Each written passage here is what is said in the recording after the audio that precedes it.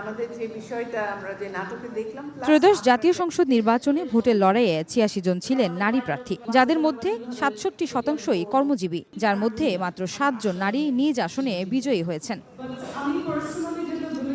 বৃহস্পতিবার সকালে গুলশানের এক হোটেলে আন্তর্জাতিক নারী দিবসকে কেন্দ্র করে সাম্প্রতিক জেন্ডার ভিত্তিক সহিংসতার চ্যালেঞ্জ নিয়ে আলোচনার সভার আয়োজন করে অ্যাকশন এইড ও প্রথম আলো। ত্রয়োদশ জাতীয় নির্বাচনে নারী প্রার্থীদের অংশগ্রহণ ও ভোটে নারী ভোটারদের প্রভাব নিয়ে কথা বলেন আলোচকরা। তারা বলেন, জাতীয় নির্বাচনে নারীদের অংশগ্রহণ ভোটের চিত্র পাল্টে দিয়েছে।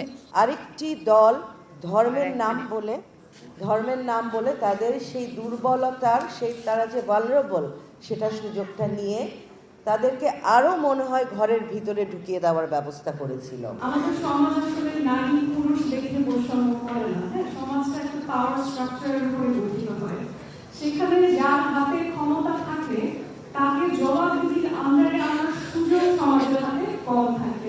এ সময় নির্বাচনে শুধু অংশগ্রহণ নয়, বরং নীতি নির্ধারণী জায়গায় নারীদের গুরুত্ব দিতে হবে বলেও মন্তব্য করেন নারী নেত্রী তাসনিম জারা। এদিকে যেসব রাজনৈতিক দলগুলো রাজনীতিতে নারীদের মূল্যায়ন করে না, তাদের ভোট না দেওয়ার আহ্বান জানান সংসদ সদস্য রুমিন ফারহানা। আমাদের যে ব্যবস্থাটা আছে, সেই ব্যবস্থাটা ইকুয়াল অ্যাপ্লিকেশন প্রয়োজন, সবার জন্য যাতে একটা লেভেল প্লেইং ফিল্ড থাকে। তখন আমরা নারীদের অংশগ্রহণ এবং সিদ্ধান্ত গ্রহণ প্রক্রিয়াও যাতে তারা থাকেন, সেটার আমরা সেই জায়গায় আমরা উন্নতি দেখব। এবং শুধু নারী না, আরও যারা আন্ডার রিপ্রেজেন্টেড কমিউনিটিস আছেন, যখন লেভেল প্লেইং ফিল্ড আমরা এনশিওর করতে পারবো, তখন আমরা এই রিপ্রেজেন্টেশনটা বাড়তে দেখব। একটি দল 0% আর আরেকটি দল 3% নারীকে মনোনয়ন দিয়েছে।